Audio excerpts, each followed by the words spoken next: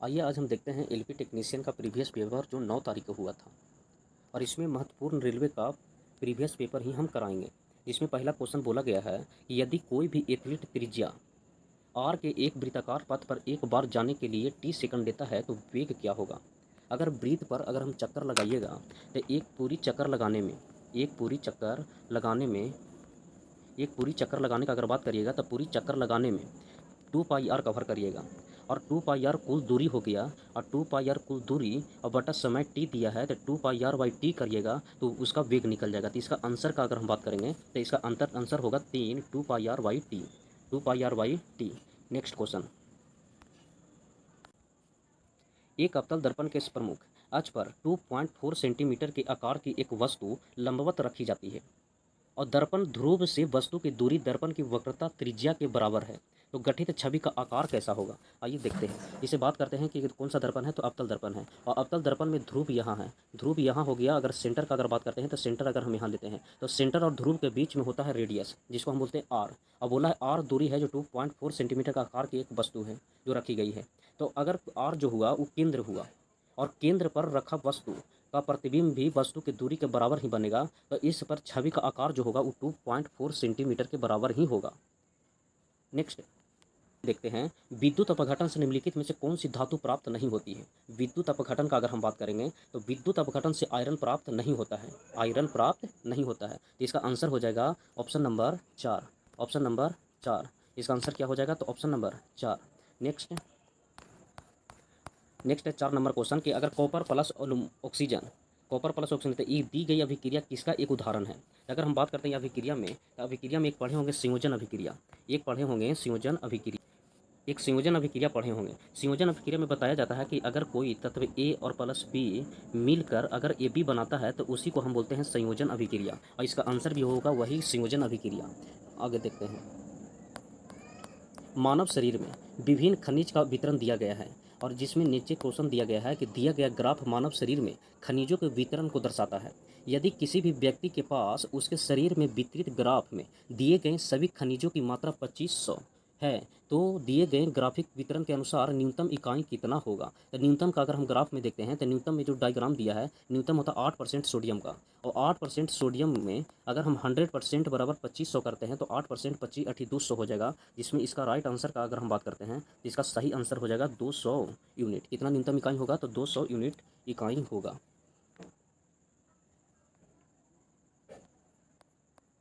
Graphite और हीरे के संबंध में निम्नलिखित में से कौन सा कथन सही है।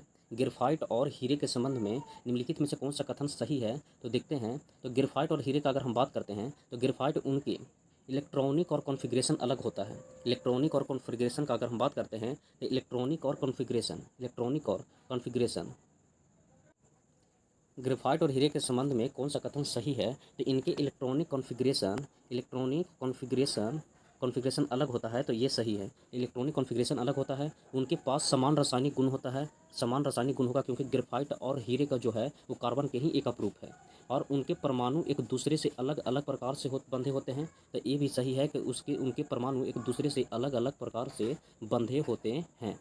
आगे देखते हैं, तो धातुओं को उनके यौगिक से प्राप्त करने की प्रक्रिया को ऑक्सीकरण के रूप में जाना जाता है तो ये गलत है। ये ऑक्सीकरण के रूप में जाना जाता है, ये गलत है। इसका आंसर हो जाएगा 1 2 और 3, ऑप्शन नंबर 2, ऑप्शन नंबर 2।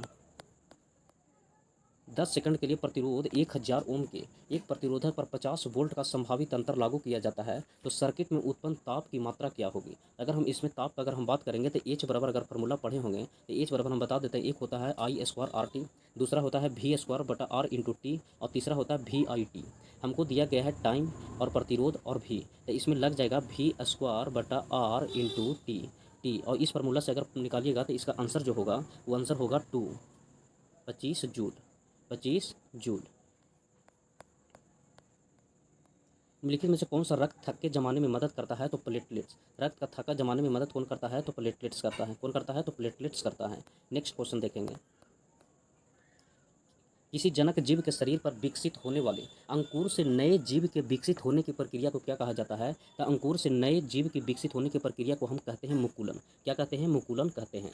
क्या कहते हैं? मुकुलन कहते हैं। विखंडन का बात करते हैं तो विखंडन में एक होता है द्विविखंडन और एक होता है बहुविखंडन। बहुविखंडन में होता है प्लाज्मोडियम और द्विविखंडन में होता है अमीबा और पैरामीशियम। अमीबा और पैरामीशियम। आगे देखते हैं 10 नंबर। एक समांतर संयोजन में प्रत्येक प्रतिरोध में संभावित अंतर होता है जो लागू बैटरी के वोल्टेज के समान होता है। इसमें हम आपको बता देते हैं कि एक समांतर श्रेणी होता है, एक श्रेणी संयोजन होता है। एक समांतर संयोजन, एक होता है श्रेणी संयोजन। समांतर में वोल्टेज समान होता है और धारा अलग अलग होता है, लेकिन यही उल्टा हो जाता है श्रेणी क्रम में, तो उसमें धारा समान होता है, वोल्टेज अलग अलग हो जाता है। इसमें समांतर संयोजन बोला है, तो समांतर संयोजन में हम देखेंगे तो इसमें समान होगा क्या चीज़? तो संभावित अंतर भी समान होगा, और लेकिन वोल्टेज का बात करेगा तो वोल्टेज भी बराबर होगा। तो इसका ऑप्शन नंबर जाएगा 2। 10 का क्या हो जाएगा? 2 हो जाएगा। नेक्स्ट क्वेश्चन देखेंगे 11 नंबर का। 11 में बोला गया है कि 5 मीटर पर सेकंड के एक समान वेग के साथ 10 किलोग्राम द्रव्यमान के शरीर पर लगने वाले शुद्ध बल का गणना करें। आपको हम बताते हैं कि यहाँ एक समान वेग बोला है, और एक समान वेग में बल क्या होता है? तो बल हो जाता है शून्य। क्यों? क्योंकि बल बराबर होता है द्रव्यमान गुणित त्वरण, और त्वरण जो जब निकलता है तो वेग में परिवर्तन बटा समय से निकलता है। और वेग में परिवर्तन का अगर हम बात करते हैं तो वेग में परिवर्तन, तो ये बताइए कि ए अगर निकालेंगे तो ए निकालेंगे v माइनस यू बटा टी से निकालेंगे। और ये बताइए कि वेग तो समान दिया है, तो वेग समान में भी समान हो जाएगा और यू भी समान हो जाएगा। ठीक है, तो v माइनस यू हो जाएगा 0। अब ये बताइए त्वरण जब 0 हो जाएगा तो बल भी 0 हो जाएगा, इसलिए इसका आंसर होगा 11 का 3। नेक्स्ट आगे देखते हैं 12 नंबर। 12 में बोला गया है कि एक डुबराइनर के त्रिक के पहले और तीसरे तत्व को परमाणु द्रव्यमान 35.5 और 127 है, तो मध्य तत्व का अपेक्षित परमाणु द्रव्यमान क्या होगा? तो डुबराइनर ने त्रिक नियम दिया था, और डुबराइनर ने बताया था कि अगर एक पहला को और तीसरा के एवरेज निकालिएगा तो दूसरा तत्व निकलेगा, और उसी के अनुसार अगर पहला और तीसरा को जोड़ के निकालिएगा तो इसका आंसर जो देखने को मिलेगा, वो आंसर देखने को मिलेगा 81.25। 81.25।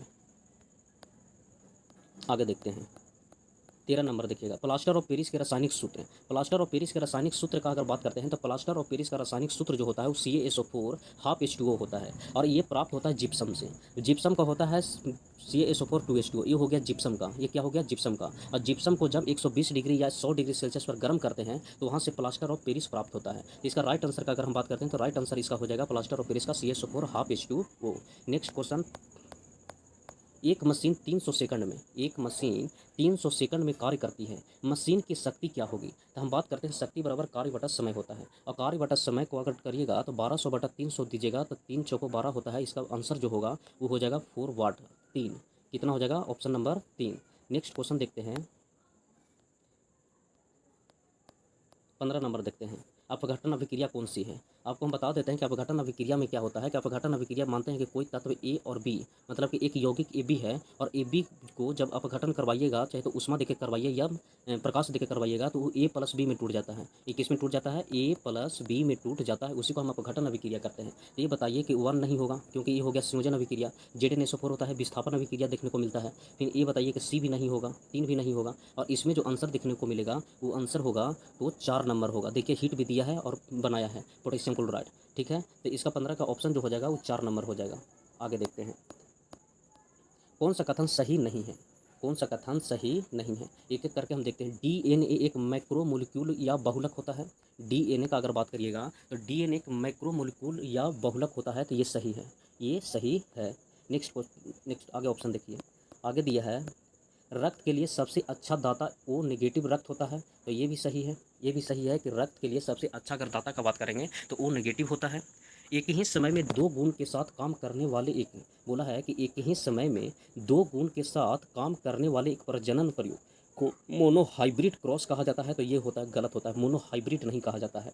चौथा देखेंगे कि मेंडल, चौथा में मेंडल 1886 में वंशानुक्रम की एक इकाई के रूप में एक जीन की कल्पना करने वाला पहला वैज्ञानिक था, तो ये भी सही है। तो आपका खोजना था गलत, तो अगर गलत इसमें अगर देखेंगे, इसमें गलत का अगर हम बात करते हैं तो गलत हो गया कौन?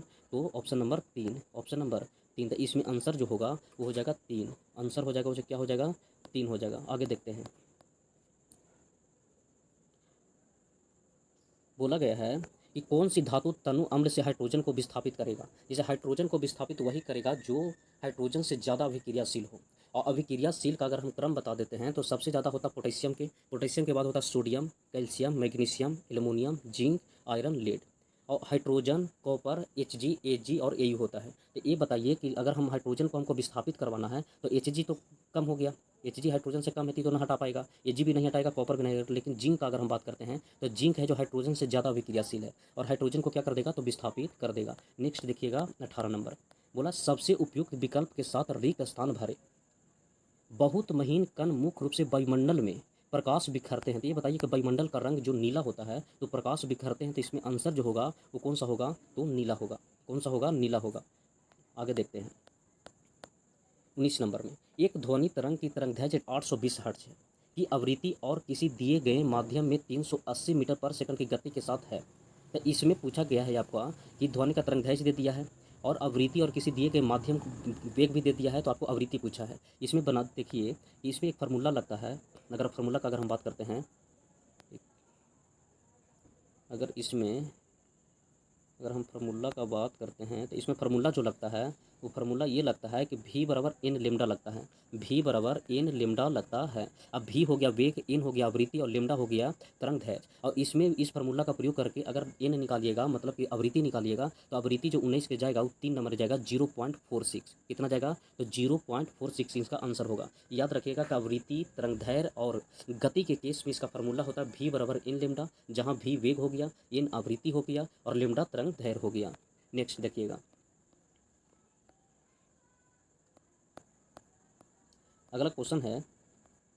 अगर अगला क्वेश्चन का बात करते हैं लिम्फो के द्रव से, लिम्फो के द्रव से, लिम्फो के द्रव से, लिम्फो के द्रव से युक्त द्रव बहता है। लिम्फो एक द्रव है जो हृदय से उत्तक से हृदय की ओर जाता है, हृदय से उत्तक की ओर जाता है, या उत्तक से उत्तक की ओर जाता है, उत्तक से उत्तक की ओर जाता है। आगे देखते हैं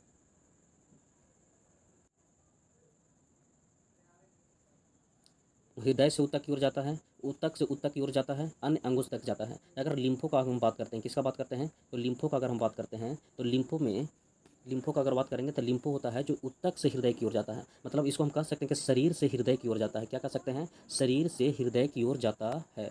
आगे देखिएगा ऑक्टेव्स का कानून केवल तत्व तक लगा। ऑक्टेव्स का मतलब इसका पूछ रहा है अष्टक नियम के बारे में। अष्टक नियम दिया था न्यूलैंड्स ने। अष्टक नियम किसने दिया था, तो न्यूलैंड्स ने दिया था। और न्यूलैंड्स ने जब दिया था तो उस समय इसका तत्व संख्या टोटल था 56, जिसमें बताया गया कैल्शियम तक इसका तत्व मान्य था, कैल्शियम तक नियम लागू हुआ। और अंतिम तत्व का अगर हम बात करेंगे तो अंतिम तत्व था इसका थोरियम। अंतिम तत्व कौन सा था, तो थोरियम था। तो ये बताइए ऑक्टेव्स का कानून केवल कहाँ तक लागू हुआ था, तो इसका लागू हुआ था केवल कैल्शियम तक ही लागू हुआ था। हेलो दोस्तों, ILP का इसमें 21 क्वेश्चन कराया गया है प्रीवियस पेपर का, और इसी तरीक़ा से आगे भी हम क्वेश्चन लेके आते रहेंगे। धन्यवाद।